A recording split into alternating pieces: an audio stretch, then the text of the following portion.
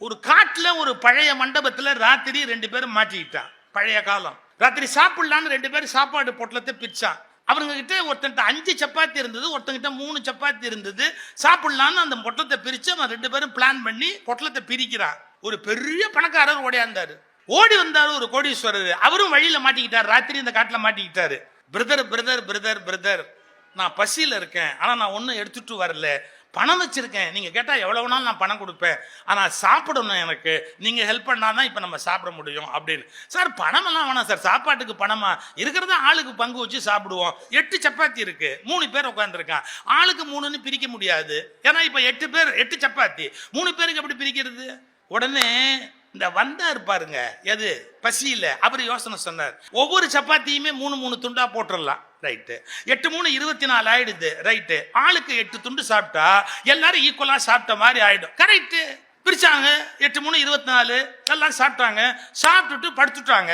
காலம்பரம் அந்த பணக்காரர் எந்திரிச்சு போகும்போது என்ன பண்ணாரு, 8 பவுன் எடுத்து முன்னாடி வச்சுட்டு, பசியா இருந்த எனக்கு சாப்பாடு கொடுத்தீங்கல்ல, அதனால நான் உங்களுக்கு திருப்பி ஏதாவது கொடுக்கணும், நான் கொடுத்தா நீங்க வாங்க மாட்டீங்க, அதனால 8 பவுன் வச்சிருக்கிறேன், 2 பேரும் பிரிச்சு எடுத்துங்கன்ட்டு போயிட்டார். 2 பேரும் முழிச்சான். முழிச்ச உடனே இந்த 5 சப்பாத்தி கொடுத்தான் பாருங்க. அவன் சொன்னான், டேய் அவரை வச்சுட்டு போயிட்டாரா, நாம என்ன பண்ணலாம் அப்படின்னு கேட்டா, நான் 5 சப்பாத்தி கொண்டாந்தேன், நீ 3 சப்பாத்தி தான் நீ கொண்டாந்த. அவர் இப்ப 8 பவுன் வச்சிருக்கிறாரு, அதனால 5 பவுன் எனக்கு, 3 பவுன் உனக்கு. என்ன சொல்றேன்? அதெல்லாம் ஒண்ணு வேண்டியதில்லை, ஆளுக்கு 4 நாள்.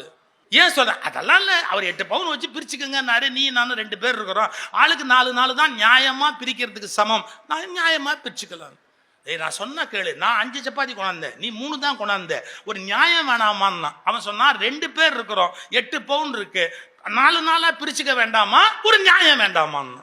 இப்ப இவன் ஒண்ணு நியாயம்ங்கிறான், 5க்கு 5. அவன் என்ன சொல்றான், 2 பேர் ஆளுக்கு 4 நியாயம்னா. கோர்ட்டுக்கு போயிட்டான். ஜட்ஜி ஜட்ஜ்மெண்ட் கொடுத்தாரு. என்ன, 5 கொண்டு வந்தவனுக்கு 7 பவுன் கொடுப்பா, 3 கொண்டு வந்தானே அவனுக்கு 1 பவுன் கொடுன்னா. நீங்க இன்னைக்கு ஒண்ணு புரிஞ்சுக்கணும், கோர்ட்டுக்கு போகாம இருக்கிறதே புத்திசாலித்தனம்னு போயிட்டு வந்ததுக்கு அப்புறம் தான் பல பேருக்கு தெரியும். இப்ப ஜட்ஜி எப்படி ஆர்டர் போட்டாரு அப்படின்னு கேட்டீங்கன்னா, யாரு 5 சப்பாத்தி கொண்டாந்தானோ அவனுக்கு 7 பவுன், யாரு 3 சப்பாத்தி கொண்டாந்தானோ அவனுக்கு 1 பவுன். முடிஞ்சு போச்சு.